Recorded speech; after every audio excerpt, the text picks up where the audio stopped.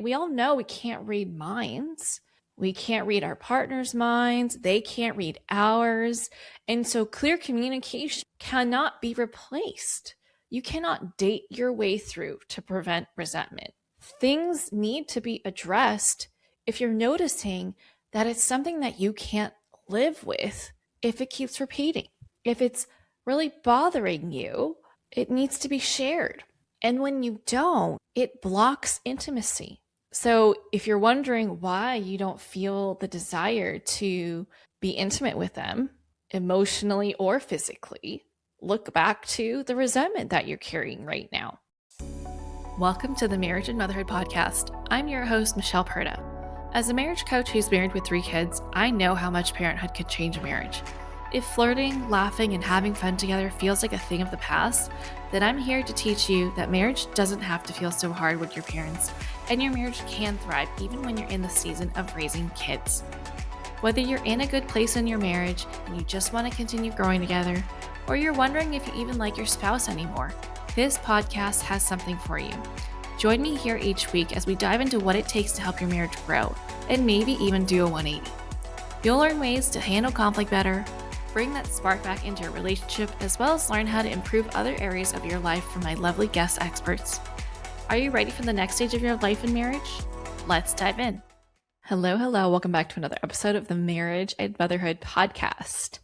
Today in this episode, we're going to talk about resentment. Okay.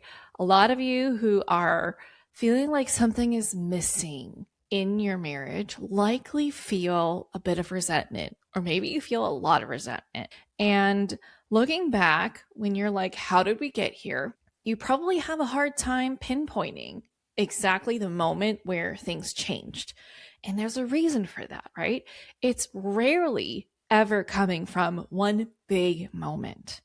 And what I most commonly see amongst my clients is that resentment builds.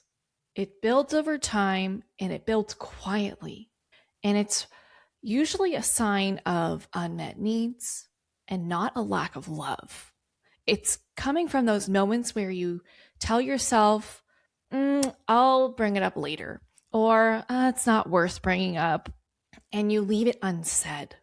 Resentment, unfortunately, does happen in most marriages. And the difference between a marriage that feels healthy and happy and a marriage that feels like it's in shambles or really close to being on the brink of divorce or ending is how we deal with the resentment, right? Just like with conflict, it's not that if you have conflict or if you have resentment, that's a sign that your marriage is headed in the wrong direction. Because these two things, because conflict and resentment occur in all kinds of marriages. The difference is, how do you respond to that? What do you do in the face of conflict and resentment? So even if you're experiencing resentment in your marriage, this does not mean your marriage is over. This does not mean that it's not salvageable, okay? It also doesn't mean that there is a lack of love. Resentment does show up amongst people who still deeply love their partner. And unfortunately, loving your partner doesn't prevent resentment. Okay, so it's one of those inevitable things that comes up because life gets busy and we don't find the perfect time to talk about something. And the next thing you know, life moves on and then it just builds, right? This happens to the best of us. It happens in my marriage. It happens in my clients' marriages after they've worked with me and built that foundation. Every single marriage will experience resentment in one way or another. And this is when something feels off and you notice it, but then you choose to minimize it or you choose to push it off and not talk about it. And you keep chugging along. And over time, this turns into self-abandonment. This turns into, there are more important things to take care of right now. I'll just kind of tuck that away. I'll shelve it. But then you never get back to it and you don't address it. And then it turns into resentment because the thing that you're resenting keeps happening because it has not been dealt with. And I see this in a lot of couples. I am thinking of a particular client right now. She would describe her as very easygoing and low maintenance. She rarely asks for help in efforts to avoid conflict. And eventually, after doing that for years, she snapped over something seemingly small. And through our work together, she uncovered that it's because of years of unspoken expectations. It's because of years of her not addressing it, not naming it, not talking about it with her husband that led to little moments of resentment, noticing when these things kept repeating, where it would just build and build and build. The frustration built. The frustration built up. And had she named what was bothering her earlier, talked about it when it was not so big feeling, her resentment could have softened and the connection and the partnership would have improved because her husband would have known how it was impacting her. Her husband could have changed his actions or how he approached things with that knowledge that she provided him, right? We all know we can't read minds. We can't read our partner's minds. They can't read ours. And so clear communication cannot be replaced. You cannot date your way through to prevent resentment. You cannot laugh your way through to prevent resentment. Things need to be addressed if you're noticing that it's something that you can't live with if it keeps repeating. If it's really bothering you, it needs to be shared. And when you don't, it blocks intimacy. So if you're wondering why you don't feel the desire to be intimate with them, emotionally or physically, look back to the resentment that you're carrying right now. And if you look at how you react to things, have they gotten more severe? That also ties back to unmet expectations that haven't been shared. That also ties back to growing resentment.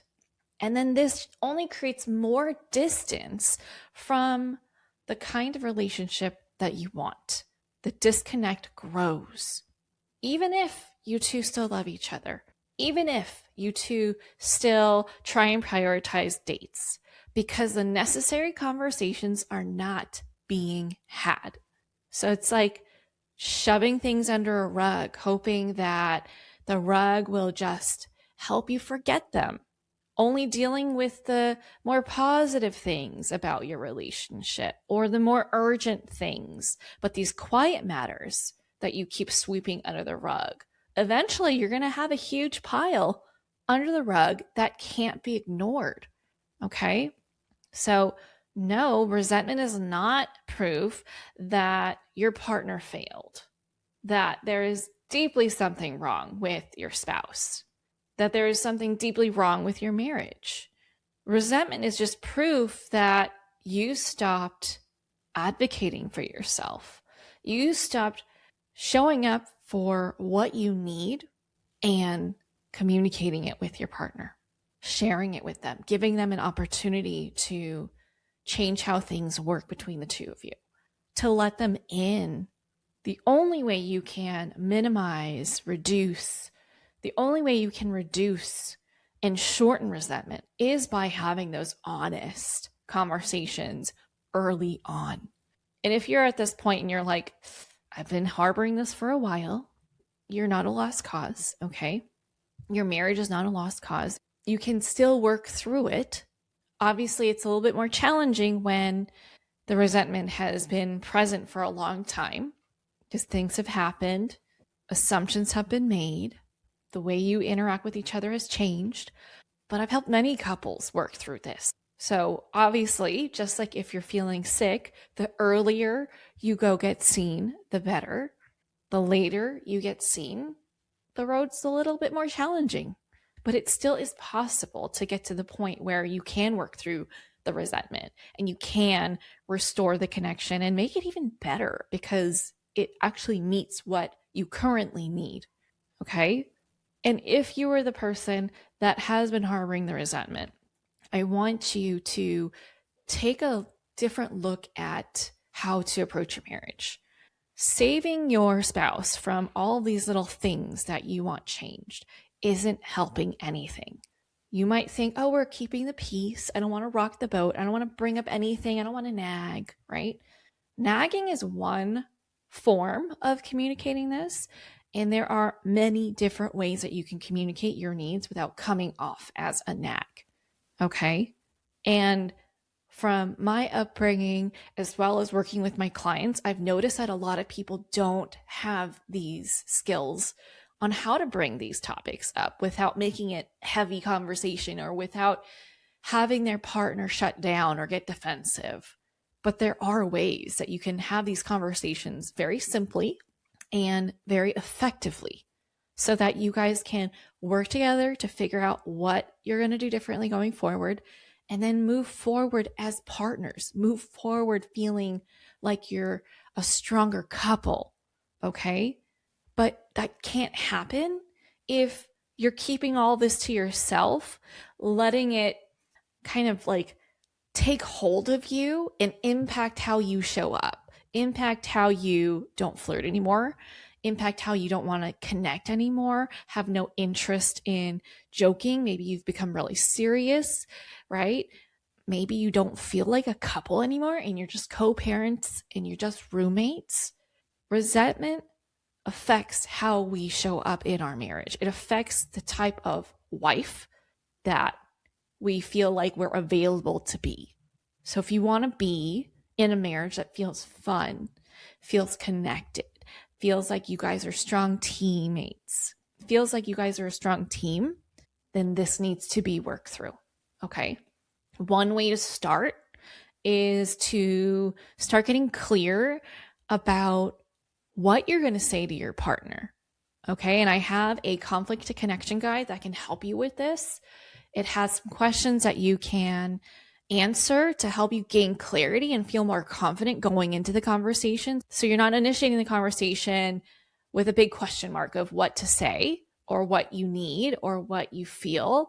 This will walk you through all those steps so that you can have something to start with. And if you're wanting support to help you get through that beyond you filling out this guide, then it's time to book a clarity call. Okay, this is exactly what I help my clients with, helping them gain clarity on what it is that they are experiencing, what it is that they are needing, how to communicate it in a way that engages their partner rather than have them disengage or shut down, and encourage the two of you to work together and feel like a team again and want to connect. Okay, because the end goal here that we all have is to stay connected with our partner while we go through life, right? We chose our life partner so that we have someone to lean on. So we have someone to walk through life with, enjoy the goodness that there is, but also support each other with the challenges that we face. And until you learn how to deal with the tougher things, the positive things, the good moments, they're going to be difficult to come by. Okay, so go grab the conflict to connection guide, try that out. And then if you're wanting more personalized support, book a clarity call, let's talk, and I can share how marriage coaching can help you. Okay, that's all I have for you today. Resentment is not a sign that your marriage is lacking love, that you're falling out of love with your partner. It might feel that way, but it's really a sign that communication needs to improve. Okay, your understanding of yourself, your ability to express this to your partner, and the ability to work through this as a couple through conflict resolution. Okay, now, if you know someone that could benefit from listening to this episode, please share this with them. Better yet, tag me in your stories as you share this episode. And if you love this show, I would so appreciate it if you would go leave a rating and review on Apple Podcasts or Spotify. That's what helps this show grow and help more people like you get the help that they need. All right, that's it. I'll catch you back here on the next episode. Bye. That's it for this episode. I hope you enjoyed it as much as I enjoyed making it. If you did, please send me a message over on Instagram at Michelle Proto Coaching to let me know what you loved most about it. Hearing from my listeners is my absolute favorite. And if you've been loving this podcast, please leave a rating and review. This will help people like you find the show and get the help they need. Catch you here on the next episode. Bye.